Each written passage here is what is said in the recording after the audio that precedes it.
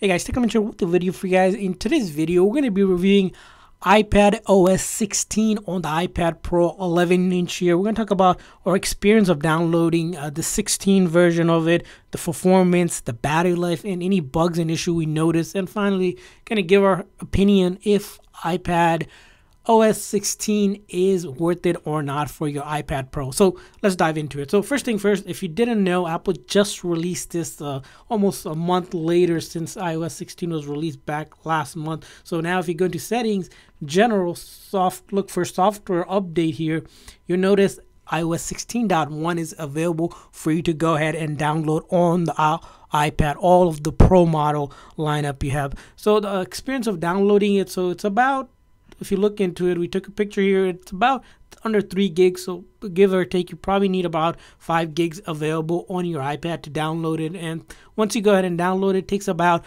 half an hour to 45 minutes to fully download and install. And once you have it, you're ready to go. As you can see here, some new features come with iOS 16, which if you take a look at it, are going to be similar to the iPhone lineup. Things like being able to edit text messages. So if you're able to send message to someone, and then now if you look into the edit option, you can actually edit a message. So you can just edit a message that you just sent.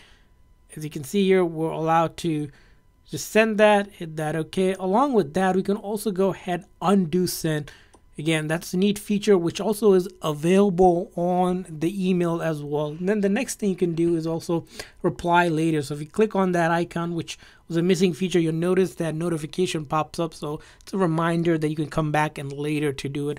The next feature you'll probably be interested is being able to now remove background of images. So I have a picture of a cool car here. Let's go ahead and take the car out from this. So we'll move that up and let's go into our messages app here. Hopefully you can open this up, and then let's send this over here and hit that send button. As simple as that. Now we just remove the background of an image. How cool is that? Other thing you'll probably notice is focus mode update. There's been some updates around focus mode. Of course, this was a feature in the last previous update, but you'll be able to do a lot more with being able to add custom focus as well, along with the privacy settings, which you can also take a look at. Now privacy has become privacy and security because Apple's looking to just improve their whole privacy experience like they do, and added more features for better privacy and security, of course. Along with that is going to be password management and the ability to do what's known as passkey authorization, which we've seen in the iPhone lineup as well. And of course, there's been updates to the notification itself, minor updates there.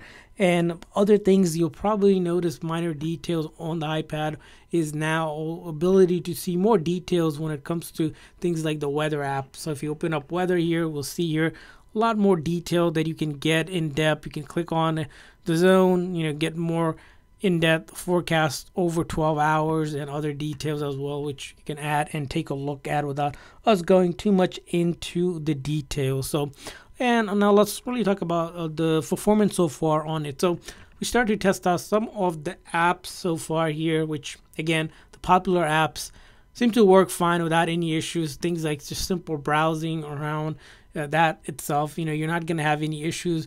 Multitasking as well has been working as expected so far. We haven't noticed any issues. There is the ability to now multitask much faster than before in the previous versions that we've seen. And that's kind of where it comes with the performance, especially with this iPad, because it's such a newer iPad with most of the hardware already ready to go. We really aren't going to have too much issues when it comes to utilizing and taking advantage of the features and the performance. And talking about the battery life, how's the battery life been? All the iPads are known to have really good battery. So this iPad, for example, gives about 10 hours of battery life. And so far from our initial uses of this one, we haven't noticed any degradation or any battery decreased life. So you still get about 10 hours or so depending on how much things you're due, but expect probably somewhere between 7 to 8 hours if you're on the heavier, medium to heavy side user. And let's talk about bugs so far. So in terms of bug, initially when we downloaded it, it seemed like iPad was a little bit slow, but after we did a restart, and started to open up all the apps. It seems so far it's been good. Haven't seen anything out of the ordinary that would kind of say, all right, this isn't working out yet. So it's been good so far. And go ahead, for us, we would say, if you're looking to take advantage of it, because of 16.1, most of the bugs and minor issues has been resolved